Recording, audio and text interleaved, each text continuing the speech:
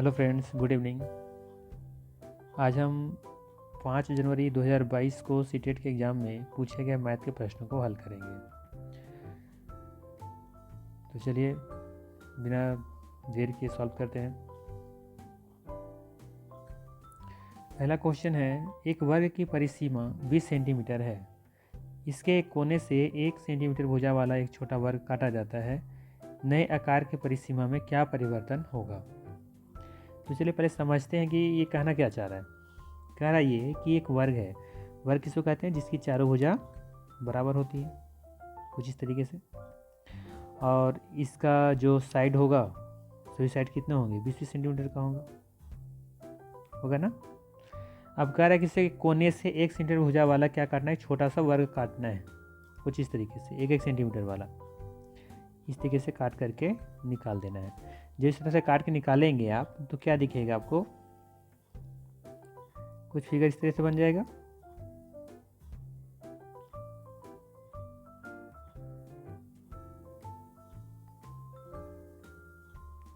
कुछ इस तरह से फिगर बन जाएगा। तो जब यहाँ से 1 सेंटीमीटर ये वाला पार्ट काटेंगे आप, काट करके निकालेंगे तो यहाँ पर कितना बच जाएगा? इसकी लेंथ यहाँ से लेंथ बच जाएगा आपको कितना? 18। और यहाँ भी कितना बचेगा? 18 बच जाएगा। और यहाँ से जब काटेंगे तो यहाँ भी कितना बचेगा? 18 बचेगा। और यहाँ भी 18 बचेगा। अच्छा, पूछ रहा है परिसीमा में। परिसीमा पहले किसको कहते हैं ये जानिए पहले। परिसीमा मतलब होता है इसकी चारों तरफ की कुल बाउंड्री का जो लेंथ है वो कितनी है, ये होता है इसका मतलब परिसीमा मतलब। ठीक है, यानी कि पैरामीटर से बोलते हैं, परिमाप जिसको कहते हो। ठीक है, तो देखिए, तो यहाँ पर मैंने कहा कि इसकी लेंथ 18, यहाँ भी 18 लेंथ होगा। अब अगला चीज़ क्या है कि जब हमें चारों तरफ की बाउंड्री चाहिए तो इसका मतलब हम ये वाला भी लेंथ काउंट करेंगे, ये भी लेंथ काउंट करेंगे। तो मतलब ये वाला कितने लेंथ होगा? यहाँ पर 1 सेंटीमीटर ये भी होगा, 1 सेंटीमीटर ये भी होगा। तो वापस कितना हो गया? 2। तो ये वाला जो कट के निकाले हम 1 और 1 2 निकाल रहे थे, तो वापस ये तो हमें फिर से हमें काउंट करना पड़ रहा है।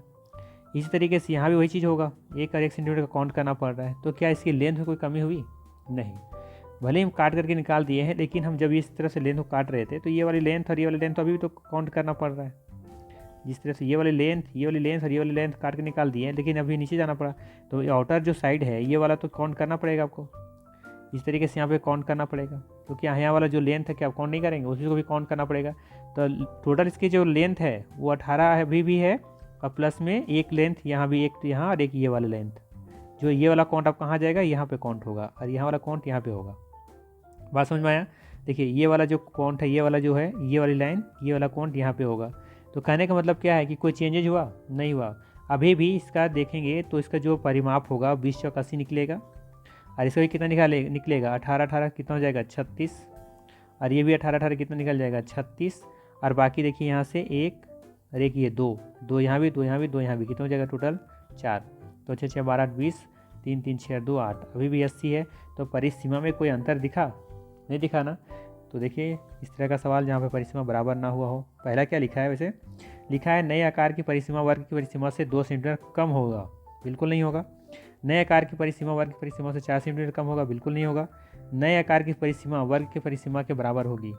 बिल्कुल सही है। समझ में आया? बराबर ही होगी, कोई चेंजेस नहीं होगा। क्यों नहीं होगा? समझ में आया?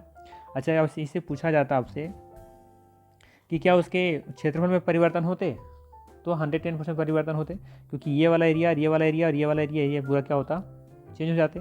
अगर यदि मान लेते हैं, अगर यहाँ से अगर आपसे एरिया पूछ लेता कि एरिया में क्या परिवर्तन होता, सेम सवाल में सिर्फ पूछता कि एरिया में क्या परिवर्तन होगा। ठीक है, एरिया में क्या परिवर्तन होगा, तो कैसे बनाते हैं? देखिए, हम यहाँ पर ले लेते हैं वापस ये रेक्टेंगल, जो हमारा, सॉरी रेक्टेंगल नहीं, स्क्वायर, ये वाली थी। ये इसका क्षेत्रफल क्या होता है? क्षेत्रफल क्या होगा? भुजा स्क्वायर होता है, यानी कि 20 गुना 20 कितना हो जाएगा? 400। ठीक है, अब यहाँ से देखिए, इसकी फिर लेंथ हम जब यहाँ से काट के निकालेंगे, ये लेंथ काट के निकालेंगे, ये लेंथ काट के निकालेंगे, तो ये वाला एरिया जो होगा सो क्या होगा? वो तो काट के निकाल रहे थे बाहर। तो यहाँ पर एक इसकी लेंथ और एक इसकी लेंथ, और इसका भी ये वाला नहीं, चारों साइड कितना है? यहाँ पर 1 1 है। तो ये कितना हो जाएगा? ये 1 स्क्वायर यहाँ भी निकल जाएगा, एक यहाँ भी, एक यहाँ भी, एक यहाँ भी, टोटल कितना निकल जाएगा? कम हो जाएगा 4। तो यहाँ पर टोटल इसमें कितना घट जाएगा? 4, यानी कि इसमें कितना परिवर्तन हो जाएगा? 4 का। तो 4 सेंटीमीटर कम देखने को मिलेगा, जो ऑप्शन नंबर यहाँ पर दिख रहा था 4 सेंटीमीटर कम हो जाएगा, लेकिन परिसीमा में नहीं, क्षेत्रफल में। बात समझ में आया? चलिए नेक्स्ट क्वेश्चन देखते हैं। कहता है 5 विद्यार्थी अपने पेंसिलों की लंबाई रेखनी, जिसको स्केल कहते हैं, की मदद से मापते हैं, है ना, मदद से मापते हैं, जिसके परिणाम निम्न प्रकार के हैं। 15.5 सेंटीमीटर, 12 सेंटीमीटर, 11.8 होना चाहिए, 8 सेंटीमीटर, 9.7 सेंटीमीटर और 7 सेंटीमीटर, सभी पेंसिल का औसत लंबाई, एवरेज क्या होता है कि सबको जोड़ दीजिए और जितना नंबर है उससे डिवाइड कर दीजिए। तो चलिए जल्दी से इसको जोड़ लेते हैं। तो फर्स्ट नंबर हमें दिख रहा है कितना,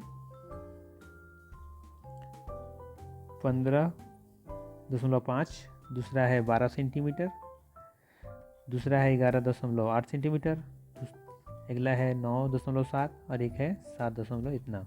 जोड़ लीजिए, 8 7 15, 15 5 20, 20 के 0 हाथ में 2, 5 2 7 2 9, 9 9 18 19 19 20 20 26 26 2 2 3 2 5, ये निकल गया। 56 सेंटीमीटर टोटल निकला। हमको तो औसत निकालनी है। टोटल कितना था, 1 1 2 3 4 5, 5 से डिवाइड कर दीजिए तो 5 एकम 5, 5 एकम 5 और 5 दूनी 10, 11.2 कहाँ पर है, डी नंबर। बात समझ में आया। तो नेक्स्ट क्वेश्चन देखते हैं। 2 सेंटीमीटर भुजा वाले 18 वर्ग एक करेंसी नोट को पूरा ढक देते हैं। ऐसे 3 नोटों को ढकने के लिए कितने वर्गों की आवश्यकता होगी। ठीक है, तो देखिए लिख रहा है क्या, 2 सेंटीमीटर भुजा वाले 18 वर्ग करेंसी एक नोट को क्या कर रहा है, ढक दे रहा है। ठीक है, तो 3 नोट को ढकना है, तो 18 वर्ग लग रहा है एक करेंसी को ढकने में, तो 3 वर्ग को ढकने के लिए कितना लगेगा, 18 × 54 लगेगा। ये तो बहुत आसान क्वेश्चन था। चलिए नेक्स्ट क्वेश्चन देखते हैं। क्या लिखा है, चतुर्भुज को पहचानिए कि मेरी 2 सममित रेखाएं हैं। पिछले वीडियो मैंने बताया था कि सममित रेखाएं क्या होती हैं। जैसे मान लेते हैं कि एक ये मैंने ले लिया, सममित रेखाएं किसको कहेंगे, जब इसको बराबर 2 भागों में बांटें और इसको जब एक दूसरे को जब मोड़ दें हम, तो दोनों एक दूसरे को बराबर ढक लेना चाहिए, उसी को सममित रेखाएं कहते हैं। जैसे का एग्जाम्पल लिया था कुछ इस तरीके से, जब इसको हम बीच में से हाफ करेंगे तो ये इस पर ढक लेगा, तो ये दूसरे को क्या कहलाएगा, सममित रेखाएं कहलाएंगे। ठीक है, तो यहाँ पर वही चीज़ कह रहा है कि मेरी 2 सममित रेखाएं हैं, चतुर्भुज को पहचानना है जिसमें मेरी 2 सममित रेखाएं होंगी और साथ में सभी कोण जो होंगे 90 डिग्री के होंगे। ठीक है, तो अब मैं कौन हूँ, तो वो कह रहा है कि क्या वर्ग है, क्या समचतुर्भुज है। समचतुर्भुज किसको कहते हैं, जिसे 4, फिर से बता देता हूँ मैं, जिसकी चारों भुजा क्या होती हैं, बराबर होती हैं, कुछ इस तरीके का, ये समचतुर्भुज है। थोड़ा सा इसको और बड़ा करना पड़ेगा, तो थोड़ा सा ये हो गई समचतुर्भुज। एक है आयत, ठीक है, और एक और है समानांतर चतुर्भुज। ठीक है, समानांतर।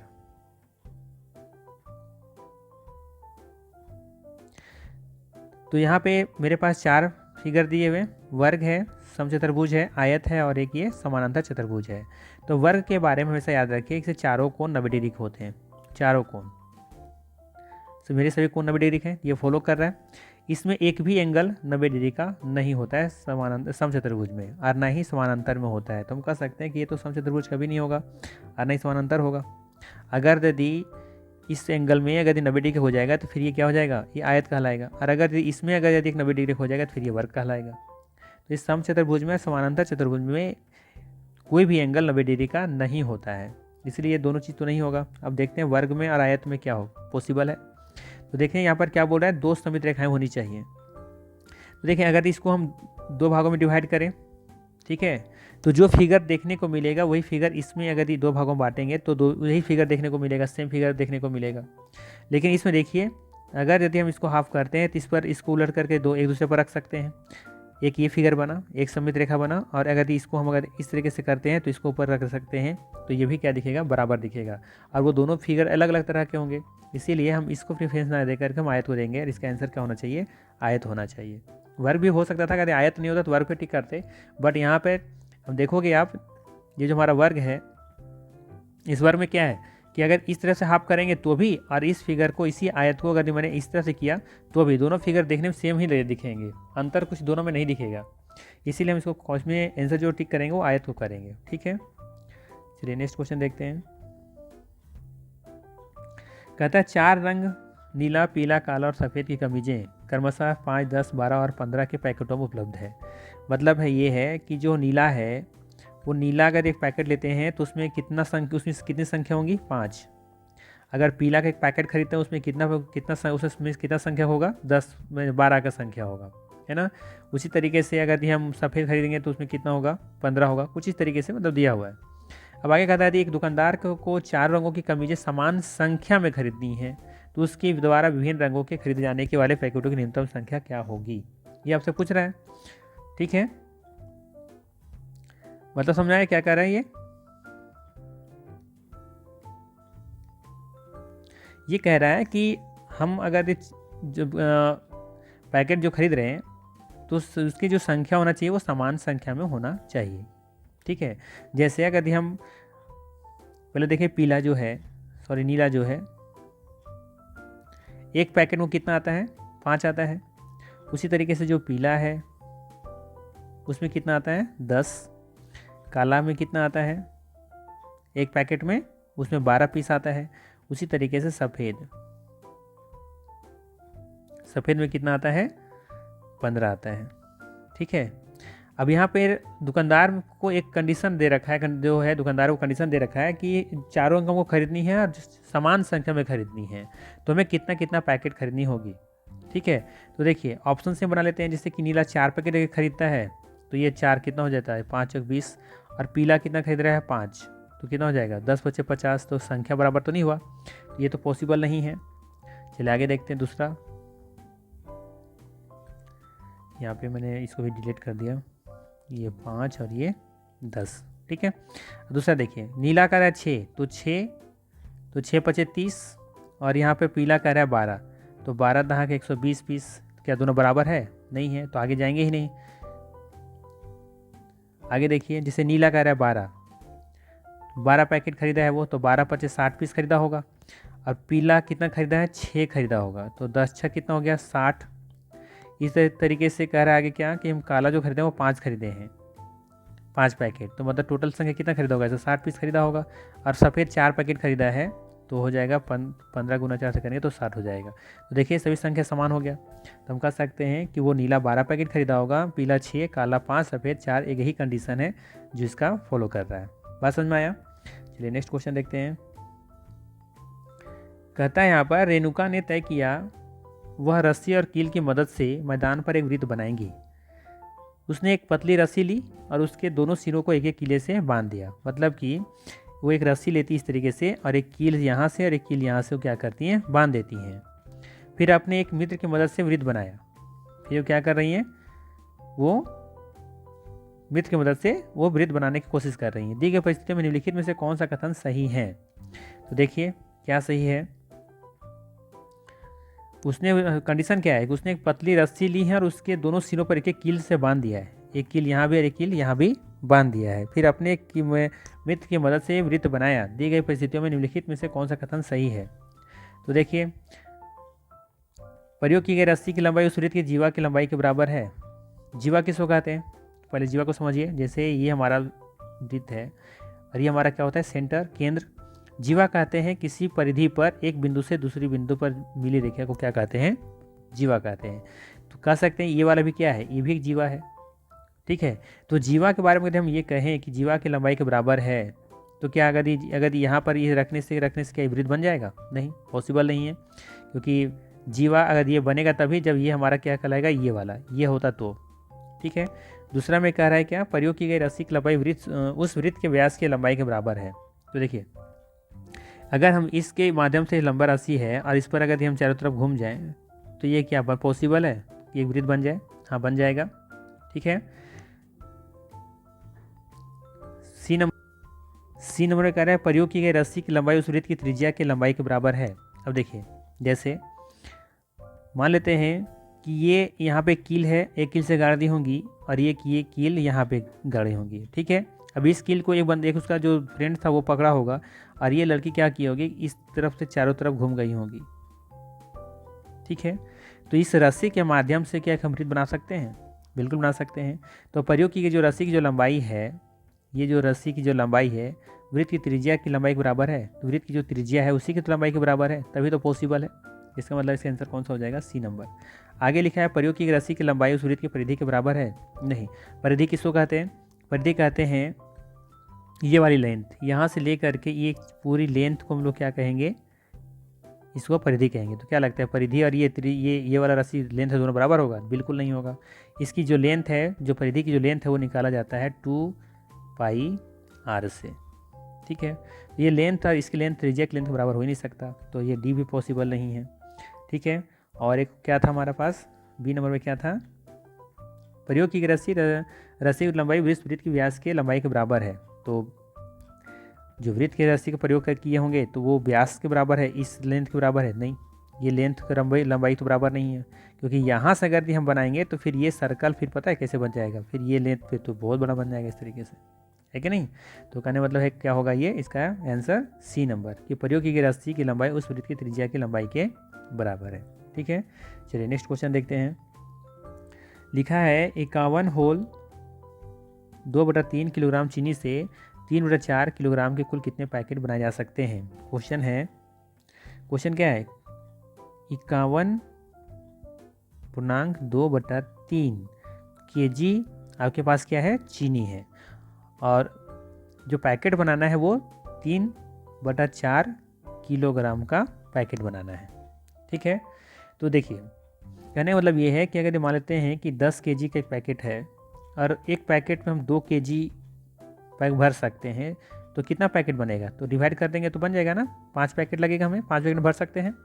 तो कहने मतलब डिवाइड करना है यहाँ आपको। ठीक है, तो पहले इसको, ये हमारा जो मिक्स फ्रैक्शन है इसको बदलते हैं पहले इम्प्रॉपर फ्रैक्शन में। तो तोड़ेंगे कितना हो जाएगा, 3 एकम 3 और 5 दिया 15 + 2 डिवाइडेड बाई 3, ये हो जाएगा टोटल कितना 155 डिवाइडेड बाई 3।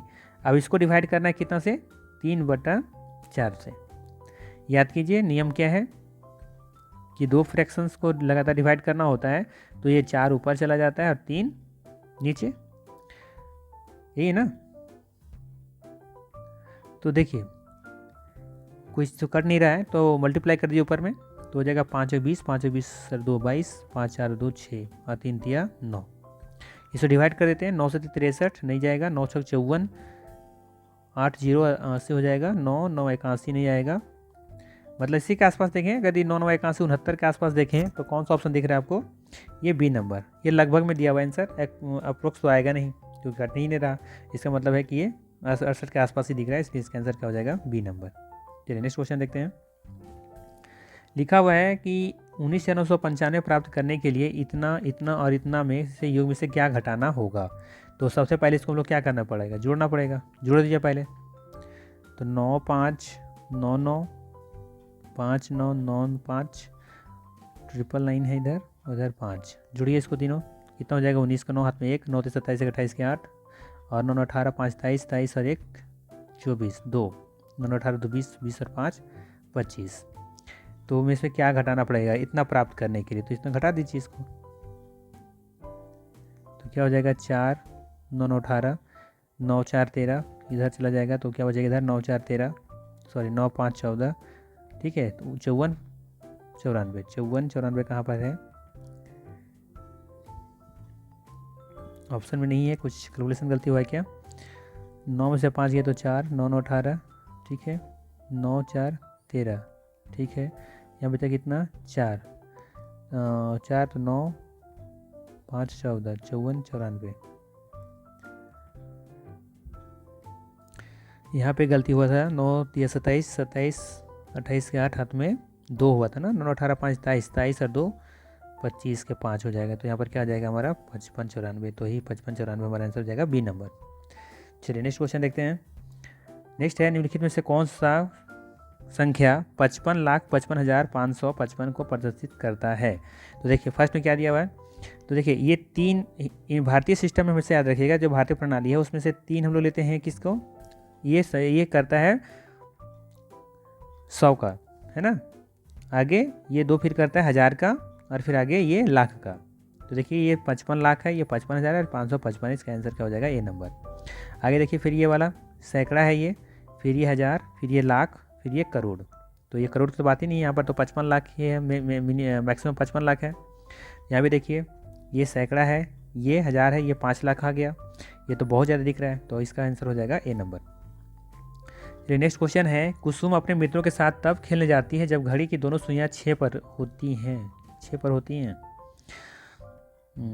तो दोनों पर 6 पर सुइयां होती हैं। चलो ड्रॉ करते हैं। कह रहा है कि ये 12 होगा और ये 6 पर होगा। ठीक है, तो कह रहा है कि दोनों जो सुइयां हैं वो 6 पर होंगी, तो दोनों सुइयां 6 पर पॉसिबल है क्या? नहीं। इस समय को एक 24 घंटे वाली घड़ी में हम क्या दर्शाएंगे? तो हम तो जानते हैं खैर, जो 12 के एक्स्ट्रा में जो भी समय एक्स्ट्रा आएगा उसको जोड़ देंगे। तो 6 बज करके कुछ मिनट हो रहा होगा, 6 पर हैं दोनों सुइयां, तो पॉसिबल तो है ही नहीं वैसे कि 6 की सुइयां दोनों पर हो, क्योंकि खुद सोचिए यदि 6 पर होगा तो जब 6 बज रहा होगा तो 6 की सुइयां जब आगे जब ये मिनट बढ़ेंगे तो कुछ मिनट वाला कुछ कांटा आगे बढ़ा होगा, सॉरी घंटा वाला जो कांटा थोड़ा सा आगे निकल गया होगा, है कि नहीं? जैसे 6:30 के बारे में बात कर रहे हैं हम अगर यदि, तो ये 6 यहाँ पर होगा, तो ये मिनट वाला यदि होगा तो ये मेरे पास यहाँ पर मान लेते 6 और ये 7 है, तो 6:30 का मतलब क्या है कि ये वाला घंटा वाला कांटा जो होगा थोड़ा सा तो आगे निकला होगा ना, 6 और 7 के बीच में होगा। दोनों पर कैसे पॉसिबल है? पता नहीं कैसे पूछा है क्वेश्चन में, बट सीटेट वाले ने भी कमाल कर दिया है। दोनों से तो सुई एक पर पॉसिबल ही नहीं दिख रहा, बट ठीक है, ऑप्शन से देखते हैं क्या होगा। यहाँ पे लिखा है 6:45, तो मिनट वाला अगर 30 पर है तो 30 वाला ही देखेंगे, तो ऑप्शन हमारा ये तो नहीं होगा और ये भी नहीं होगा। और 8 बोल रहा है 12:8 20, तो ये 20 पॉसिबल नहीं है। और 4:16 12 4 16, तो ये भी पॉसिबल नहीं क्योंकि 6 बजे हैं, तो 6 बजे कुछ होगा, तो 12 6 18 का आसपास होगा, तो 6:30 भी नहीं होगा। कौन सा हो जाएगा? 24 घंटे वाले में कौन सा हो जाएगा? 18:30 होगा। बट दोनों से देखिए, अगर ऑप्शन के हिसाब से भी चलें तो 6:30 होगा, तो 6:30 तो 6:30 जब होगा तो कहीं ना कहीं घंटा वाला घड़ी तो कांटा तो आगे होगा कि नहीं? तो इस हिसाब से मुझे नहीं लगता कि क्वेश्चन सही है, बट सीटेट वाले ने पूछा है इस एग्जाम में, बट उसके हिसाब से आपको 18:30 आंसर देना होगा। तो इस तरह से क्वेश्चन अभी आ भी गया। तो चलिए नेक्स्ट क्वेश्चन देखते हैं, 3/15 और 7/12 का योग क्या होगा? देखिए, जब इस तरह का योग पूछ लिया जाए ना, योग पूछ लिया जाए या फिर घटाव पूछ लिया जाए, तो हमेशा क्या करना है आपको, भिन्न का जोड़ निकालते हो तो एलसीएम मत निकालिए, सिंपल क्रॉस मल्टीपल गुना कीजिए। 12 का 3 से गुना कीजिए 36, और 15 का 7 से गुना कीजिए 105, और ये दोनों को गुना कर दिया, 15 दूनी 30 और 15 3 18। ये गुना करेंगे तो कितना आ जाएगा हमारा? 36 5 41, 141 और नीचे 180। ठीक है, अब देखिए अगर 180 इस तरह का ऑप्शन कोई तो दिख नहीं रहा, इसको छोटा करना पड़ेगा, काटिए इसको, तो 6 3 18, ठीक है, और इधर काटेंगे तो हो जाएगा 3 4 12 3 7 21, 47 60, कहाँ पर है ये? तो भिन्न का जोड़ निकालने की जरूरत नहीं, सिंपली कैलकुलेशन कीजिए, सभी में ऐसे ही कर सकते हैं आप, पिछला वीडियो में मैंने सर बताया था। चलिए नेक्स्ट क्वेश्चन देखते हैं, निम्नलिखित में से कौन सा कथन सत्य है? एक एक अभाज्य संख्या है, एक एक भाज्य संख्या है, एक एक भाज्य और अभाज्य दोनों है, एक ना तो एक भाज्य संख्या है ना ही एक भाज्य संख्या है। तो मैंने अभाज्य संख्या भाज्य संख्या क्या होता है, ठीक है, सम संख्या विषम संख्या, जितने भी टाइप ऑफ नंबर्स होते हैं मैंने वीडियो लेक्चर में बताया है बहुत अच्छे तरीके से, आप प्ले लिस्ट में जाकर देख सकते हैं। तो एक अभाज्य संख्या है? नहीं, एक अभाज्य संख्या नहीं है, एक भाज्य संख्या भी नहीं है, एक भाज्य और अभाज्य दोनों है नहीं, एक ना तो अभाज्य संख्या ना ही एक भाज्य संख्या है। इसका नियम क्या क्या होते हैं सब कुछ बता रखे हैं हमने। देखिए, भाज्य संख्या क्या है? भाज्य संख्या, अभाज्य संख्या जो है वो शुरू ही होता है कहाँ से? सॉरी 2 से। कहाँ शुरू होता है? 2 से। और भाज्य संख्या शुरू कहाँ से होता है? 4 से। नियम क्या है भाज्य संख्या का? ऐसी संख्या जो 1 से भाग लगे और खुद से भाग लगे और तीसरी किसी संख्या से भाग ना लगे, सिर्फ और सिर्फ किससे भाग लगना चाहिए? 1 से और खुद से। ठीक है, तो कहेंगे आपकी एक तो खुद से भाग लग रहा है और 1 से भाग लग रहा है, लेकिन देखो अगर हम इस तरह से दोनों भाग लगाएं तो क्या दोनों पता चल पा रहा है आपको कि कौन किसी संख्या से भाग लग रहा है?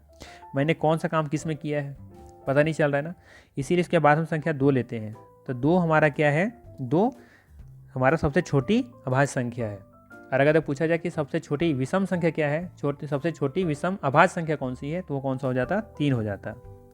और पूरे नंबर सिस्टम में 2 एकमात्र ऐसी सम संख्या है जो अभाज्य भी है और सम संख्या भी है। बाकी आप जितना भी देखेंगे वो सभी क्या है? अभाज्य विषम संख्या को देखने को मिलेगा। ठीक है, भाज्य संख्या क्या है? जो एक से भी भाग लगे, खुद से भाग लगे, बट एक तीसरी संख्या से भाग लगनी चाहिए। वो संख्या सबसे छोटी संख्या आपको 4 ही देखने को मिलेगा, उससे पहले कोई सी संख्या है ही नहीं जो 1 से भाग लगे और खुद से लगे और साथ साथ में किसी तीसरी संख्या से भाग लगे। तो एक इसलिए नहीं होगा यहाँ भी, और एक भाज्य और भाज्य दोनों कह रहे थे और पॉसिबल नहीं है, तो इसका आंसर कौन सा हो जाएगा? D number.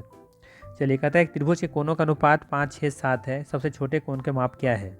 देखिए तो एक ट्राइंगल का रहे, त्रिभुज का तीनों कोनों का योग कितना होता है, जानते हैं 180 होता है, ठीक है। और ये तीनों कोनों का योग हम लेकर चलें तो 7, 6, 13, 5, 18, 18 के बराबर है। तो आपसे पूछ रहा है छोटा कोण कौन सा है, 5 है, तो 5 से मल्टीप्लाई कर दीजिए, कितना निकल जाएगा, 18 दाग 180 है, 10 बचे 50, बी नंबर। बात समझ में आया। अगर पूछता है सबसे बड़ा कौन सा है, 7 है, तो 7 अगर या तो सिंपल आप कहते हैं कौन सा होगा, 70, बिना कैलकुलेशन किए इसको नहीं भी करते तो भी 70 आंसर आता, क्योंकि 7 से तो कोई डिवाइड ही नहीं हो रहा था, ठीक है। और 5 से क्यों नहीं कर पाए, क्योंकि 5 ये भी कट रहा था, ये भी कट रहा था, ये भी कट रहा था, ये भी कट रहा था, इसीलिए मुझे ये करना पड़ा, ठीक है।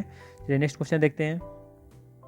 विमल अपने जन्मदिन पर कैंडी का एक पैकेट लाया, उसने 1/3 जॉन को, 1/4 राधा को और 1/5 भाग सुष्मिता को और 1/6 भाग मीकू को दिया। बची हुई 6 कैंडियाँ उसने स्वयं खा ली, तो पैकेट में कितनी कैंडी थी। देखने में बड़ा क्वेश्चन लग रहा है लेकिन है आसान। देखिए करना क्या है, जैसे मान लेते हैं कि ये कैंडी इस तरीके से होगा, वो लेकर के आया, ठीक है। अब ये मान लेते हैं ये कैंडी जो है वो मेरे पास x की वैल्यू में है, ठीक है। तो x का, विमल अपने जन्मदिन पर कैंडी का एक पैकेट लाया और उसने 1/3 किसको दे दिया है, इसका 1/3 किसको दे दिया है, जॉन को। इसी का 1/4 भाग, इसी का 1/4 भाग जो दे दिया है वो किसको दे दिया है, राधा को दे दिया है। फिर इसी का 1/4 भाग 1/5 भाग किसको दे दिया है, सुष्मिता को। और इसी का फिर x का ही 1/6 भाग किसको दे दिया है, मीकू को दे दिया है, ठीक है। तो इतना भाग तो बांट चुका है वो, तो पहले इसको निकालिए, एलसीएम कितना आता है, 6, 5 और 4, 3 का एलसीएम कितना आ जाएगा। तो सबसे बड़ी संख्या हमारे पास 6 है, तो 6 × 30, 30 4 से नहीं कट रहा, तो 30, 6 से 36, 36 नहीं कट रहा, 6 से 42, 6 से 48, 6 9 54, 6 दहा के 60, तो 60 आई थिंक सभी से कट जाएगा, है ना, 3 से भी कट जाएगा, 4 से भी, 5 से भी, हाँ ठीक है। तो 3 का टेबल में से कितना पड़ेंगे, 60 आएगा, 20, तो हो जाएगा ये 20x प्लस ये कितना हो जाएगा 15x, फिर ये कितना हो जाएगा 12x, ये कितना हो जाएगा 10x, ठीक है। इक्वल टू फिर जोड़ लीजिए ऊपर में कितना आ रहा है आपका, 20, 30, 40, 50 और 55, 20, 30, 40, 50 और 2 52, 52 और 5 57, 57/60x, ठीक है। तो कैंडी का 60 भाग में से 57 भाग तो बांट चुका है, ठीक है। तो बचा कितना भाग होगा, उसमें से 3/60 भाग बचा होगा ना। और इतने भाग के बराबर वो कह रहा है कि बचे भाग 6 कैंडी, यानी कि इतना जो बचा हुआ है उसका भाग का वैल्यू कितनी है, 6 का। इसलिए कुछ नहीं तो 1 होगा, क्रॉस मल्टीपल गुना कर लीजिए, ये 3 नीचे आ जाएगा। नहीं समझ में आया, चलिए फिर समझाते हैं। देखिए इतना का वैल्यू कितना दे रखा है, ये 6 होगा, कि 6 ही कैंडी बचा हुआ है ना, तो बचा बांट तो चुका है 57 60 में से, तो 60 में से 3 ही बचा होगा, इतना वैल्यू बचा होगा कितने के बराबर, 6 के बराबर, 6 कैंडी तो दिया हुआ था। तो इसको क्या कर सकते हैं, क्रॉस मल्टीपल गुना कीजिए, तो 60 × 6 से करेंगे, तो हो जाएगा ये 3x बराबर 60 × 6, तो x बराबर कितना हो जाएगा, हो जाएगा हमारा 60 × 6 डिवाइडेड बाई 3, ये हो जाएगा 3 दूनी 6, तो हो जाएगा हमारा कितना 60 दूनी 120। तो हम कह सकते हैं कि वो पैकेट में कितनी कैंडियाँ थी, तो 120 थी। बात समझ में आया, तो बहुत ही सिंपल क्वेश्चन था। चलिए नेक्स्ट क्वेश्चन देखते हैं। कहता है बढ़ते हुए क्रम में व्यवस्थित 7 क्रमागत सम संख्याओं का योग कितना है, 98 है, इस क्रम की तीसरी संख्या क्या है, ठीक है। देखिए कहता है बढ़ते क्रम में व्यवस्थित 7 क्रमागत होता है लगातार, और कैसी संख्या होनी चाहिए, सम संख्या।